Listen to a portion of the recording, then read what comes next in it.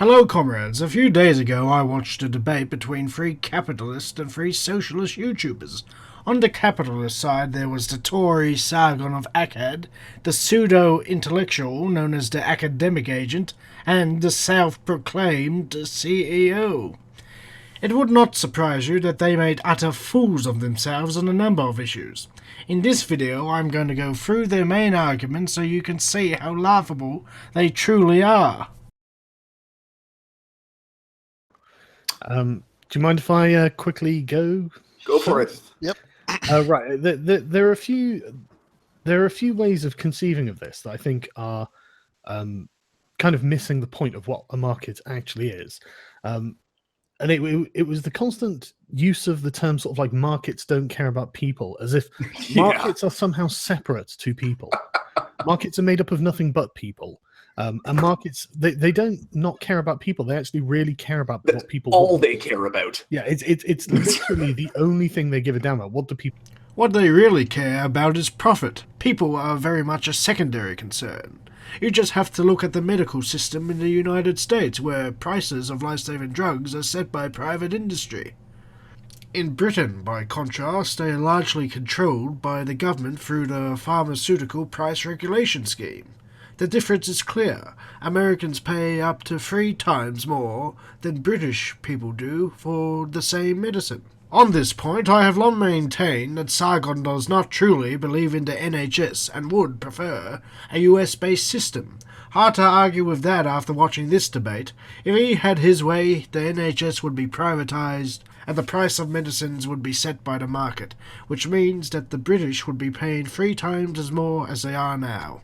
Yeah, well, I mean, I don't think there's any way to talk about this with confronting, I guess, the elephant in the room whenever you're speaking with a bunch of people who call themselves socialists. How does the market arrive at a price? It arrives at a price through a very basic law of economics, which is supply and demand. The more people who want something, okay, and the less there is of something, the more the price goes up. There have been many times where companies have destroyed their own supply in order to drive up prices. For example, a few years back, the dairy companies destroyed 500,000 cows in order to increase the price of milk. Is that rational? Right now, it is just a bunch of people in society who want certain things. And it is, well, how do we work out how to give those people those things at a price point that people can afford?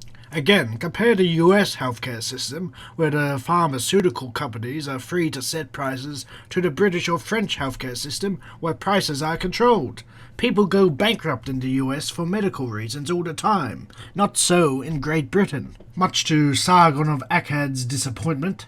What they're talking about is replacing the wills of millions of people, all pursuing their own, like buying things that they want with their own free will, versus basically somebody else just saying, no, I don't think it should be that price. That should, like, basically, those are the only two systems that there are, right? It's either everybody decides through their own buying and selling, you know, if they want something, they'll buy it, versus somebody from on high saying, yeah, I think corn should be worth £2 or £5 or whatever it is. Well, the latter is why you and Sargon pay less for medicine than the Americans do, who are at the mercy of private pharmaceutical companies.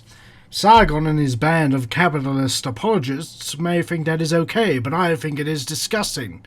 Then again, their hatred and contempt for the working class is already well known, so we should move on. Okay, and literally no one could answer because our business plan, as far as we concerned, was flawless. We had this all figured out. We knew what was up. Well, we almost went out of business 6 times from things that we didn't predict. You know, there's a lot of things you just don't know. There's crazy things that happen. And when you have a centrally planned economy that's based around this concept of we have a few people that have this structured plan that's going to work, no, it doesn't work. It just doesn't work. That is not how command economies work, you dunce. In fact, an excellent system was devised by the great British expert in cybernetics Stafford Beer in the 1970s. Beer devised a system where an economy could be planned by computer through high-speed mass information exchange. This software was not intended to be an all-encompassing and precise model of every facet of a national economy, a predictive black box, but a medium by which one could, in playing with the simulator, expand one's intuitive understanding of complex economic systems. Using only the discarded teleprinters installed at the centers of production across Chile, data such as total output, flow of raw materials, and rates of absenteeism were gathered on farms and factories and wired to the operations room in Santiago, where changes in the allocation of resources and personnel were made accordingly. That is how a centrally planned economy works. Information is constantly being gathered and then the resources are allocated accordingly.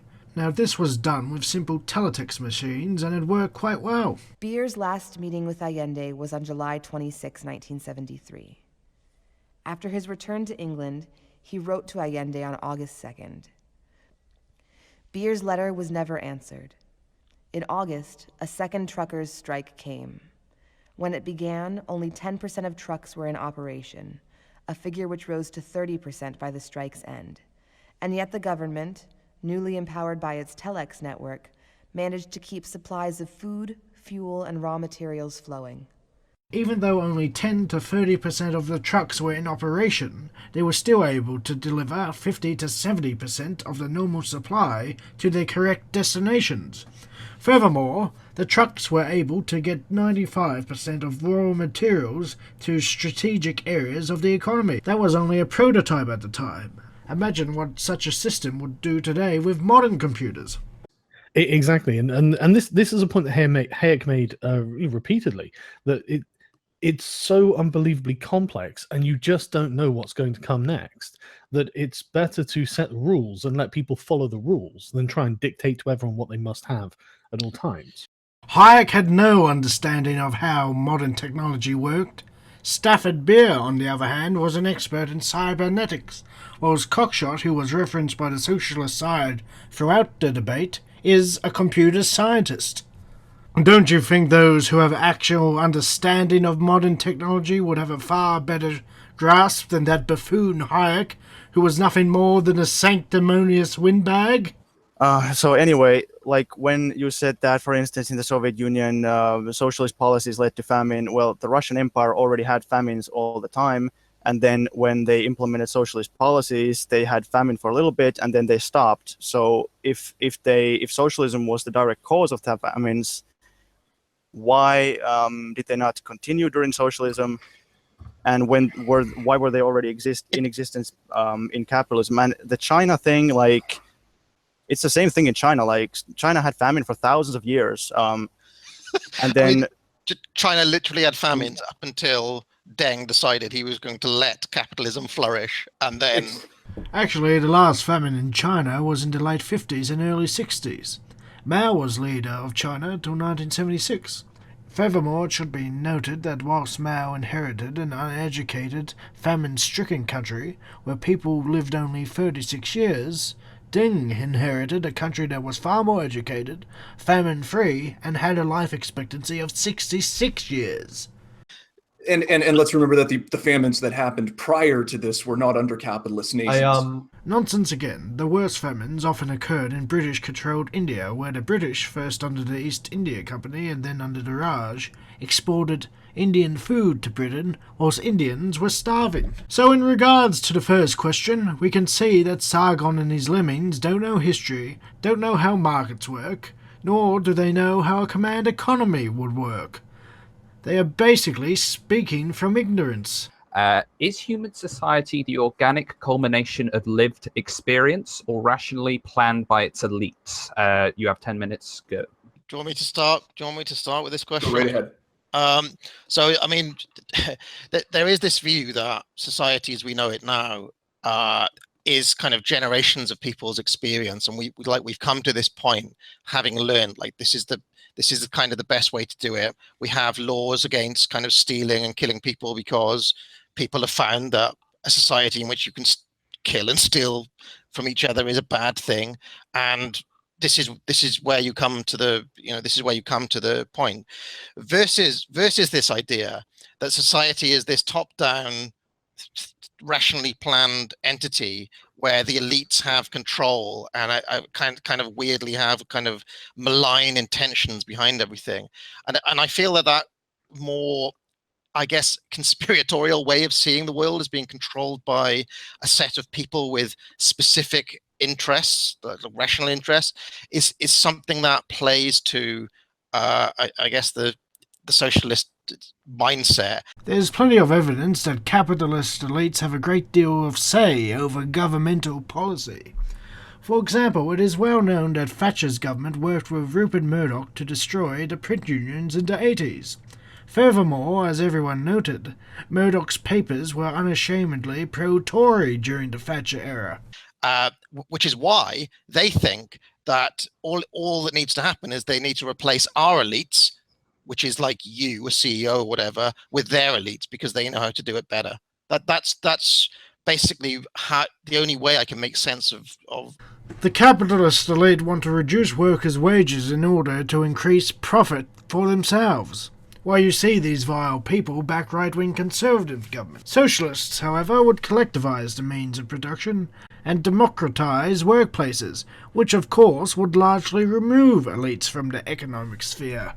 Okay, I think it's self-evident that society is the organic culmination of lived experiences by anyone. And another thing that people like, there isn't just this elite class that is permanently at the top of society and stays there forever.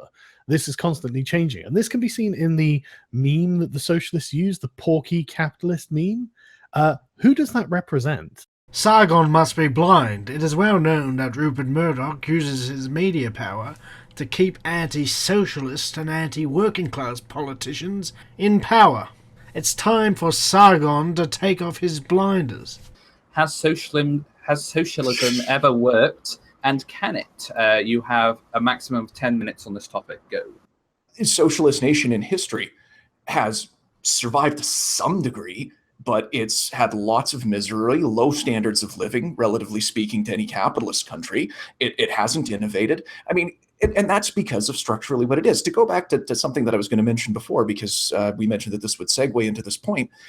What a moron. If he actually knew what he was talking about, he would know that the Soviets sent the first human into space, sent the first satellite into space, and invented laser eye surgery. This in a country which was the most backward in Europe in 1917. Even in China, under Mao, life expectancy increased from 36 to 65 in the space of 25 years, the fastest growth in life expectancy in history. I have a lot to address here, and I'll try and make it quick. Saying that the Soviet Union functioned is remarkably low standards, in my opinion. If you are going to be an empire of, 500 million? Probably something like that. To say that you are functioning is... Like half of that, but... Oh, sorry, 250 million. But it doesn't matter the number, right? It doesn't matter the number. The fact that it's functioning is incredibly low standards, given how the capitalist West was thriving, booming in comparison, right? I mean, Again, Sargon fails History 101. What you need to remember about the USSR is that it started far behind the capitalist West. Plus, when it was quickly catching up, had to fight off the greatest invasion in history, an invasion that did great harm to the Soviet people and the economy. Bad Mouse was saying, look, I think we need to worry about material things like houses and healthcare and things like this. People are starving and dying. No, they're not. Okay, they're actually not. If you look at the numbers, I mean, we have fat, poor people with iPhones in the capitalist West. In the Soviet Union, they had bread lines. In Venezuela at the moment... And Britain has food banks, largely due to the party that you support. Indeed, there have been some cases of disabled people, after having their benefits cut off, starving to death in one of the wealthiest countries in the world. So once again, you are talking a load of rubbish.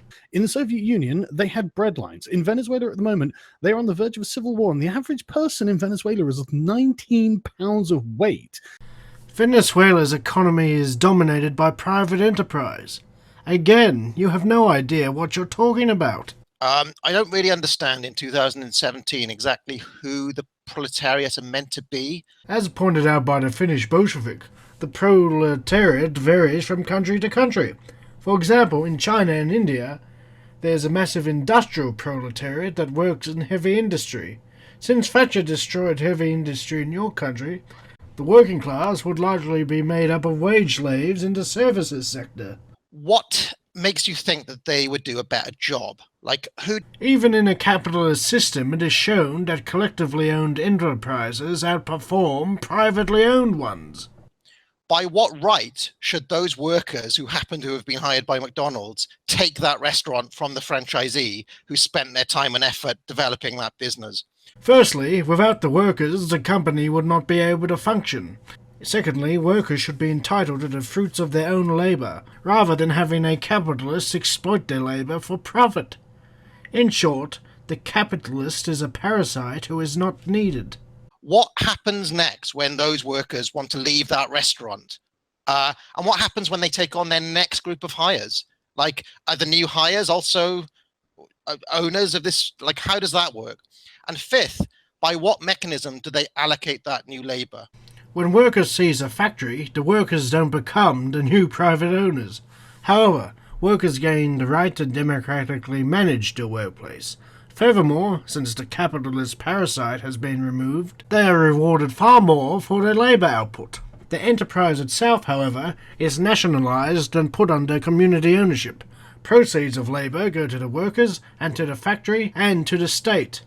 The parasitical capitalist is removed. So that was basically their main arguments. First they claimed that markets help lower prices. That was shown to be wrong just by looking at the US market-based system for pharmaceuticals. They then demonstrated their ignorance on how the command economy works, relying on that buffoon Hayek instead of technological experts. After that they claimed that socialist countries were not innovative, forgetting that a socialist nation sent the first human into space. In short, the capitalist side showed that they were ignorant of both history and economics.